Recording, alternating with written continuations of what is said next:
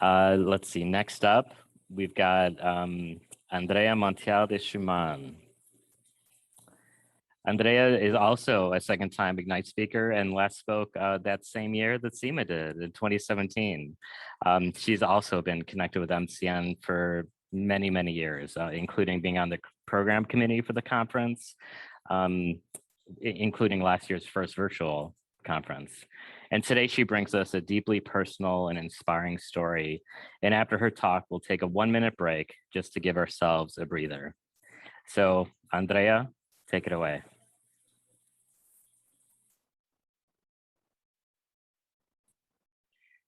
Before we start, I want you to be aware that this will not be a presentation filled with good vibes and positivity, but I will be honest, and I promise you that by the end, you might find some hope.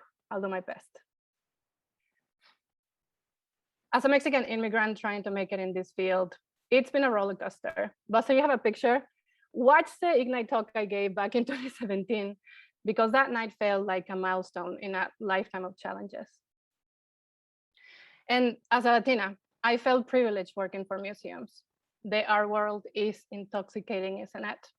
And it was not just the love for the arts or tech. In my hands, I felt the responsibility to work extra hard for diverse communities. But I have to be transparent about the cost, because I had wonderful opportunities in the field at large. But for example, like becoming co-chair in MCN, by the way, but at my institutions, my contributions were quickly taken away from me and many others. Behind a stellar collection, my workplace felt chaotic, classist, sexist, racist, and retaliatory under new leadership that easily deconstructed over 25 years of visitors and practices. And I was at my lowest by 2019. I traveled to Mexico to recover a little. Then the pandemic started. I offered my best tools to DIA, but even in this crisis, I only saw the exacerbation of already failing systems, leadership taking unjustified, ableist, insensitive, and even racist decisions. So long story short, I quit and I did it publicly. I had no time to mourn for my job. I went straight to resignation, from resignation to lead DIA staff action. And thanks to the tools learned through this network, I was able to offer a safe space for my colleagues digitally. And let me tell you, the retaliation of my institution was severe, but well expected. Crisis management firms, lawyers, media influence, arts authorities, minority tokens making excuses for them. All in all, endless resources invested to silence me and my colleagues. So today I accepted. My efforts were no match with narcissistic abuse, and not because of the outdated yet severe retaliatory strategies, but because of the fear and anonymity of many colleagues in the field at large. But don't get me wrong, many of my colleagues took serious risks and sacrifices to engage with the ISF action. While I was crushed to have journalists telling me that they couldn't share something because of closeness with the board or the director of marketing, I can tell you that what actually crushed me the most were the daily calls from colleagues in crisis who were too terrified to do anything about it, thanking me for my sacrifice, asking me for specific actions. I just couldn't stop thinking about them. And I'm gonna tell you why. The fear in their voice was familiar. I had felt it since I moved in the US. And we were in the middle of a pandemic.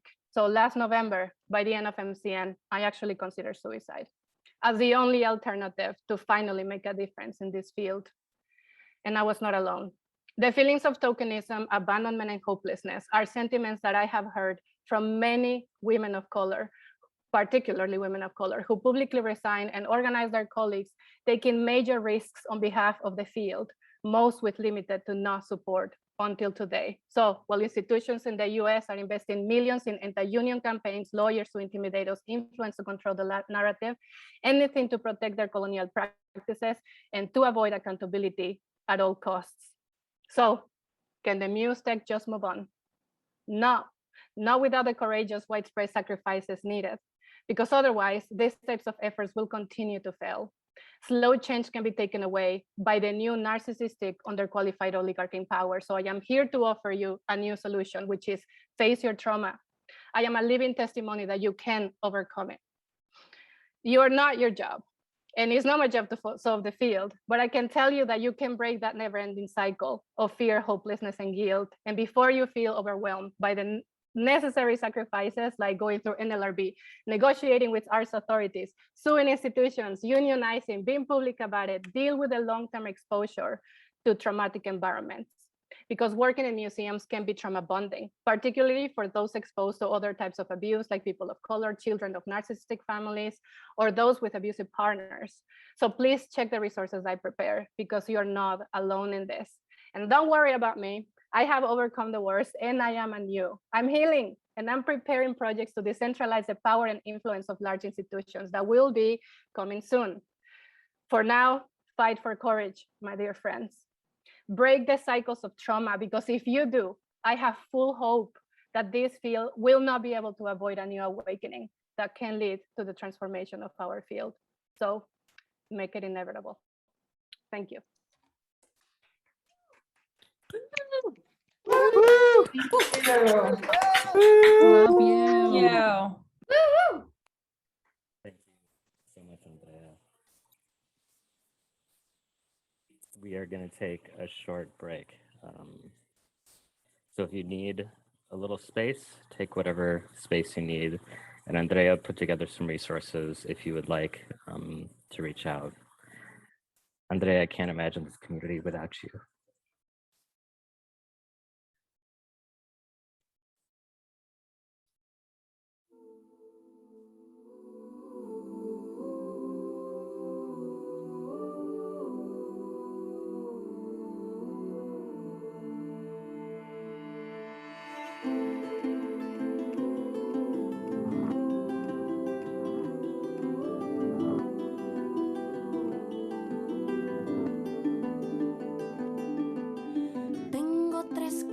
Posibles, tú me las quitas todas. Tengo una risa con alas que vuela si estamos a solas.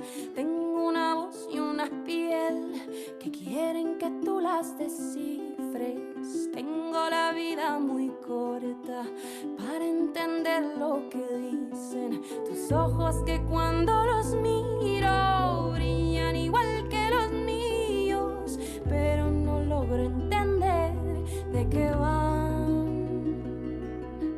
Pero si un día tú me encuentras y ahora piensas diferente, te guardo un poquito de fe para abrir los ojos y verte.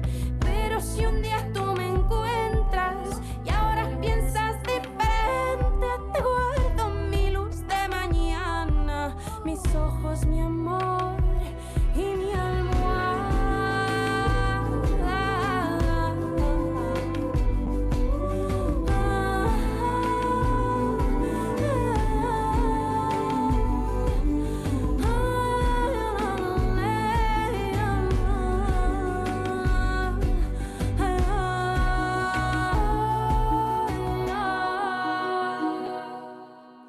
Tengo dos besos pendientes, uno por cada mejilla y un abismo de cristal por cada herida.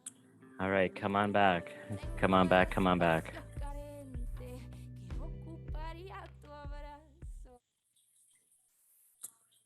Thank you again, Andrea.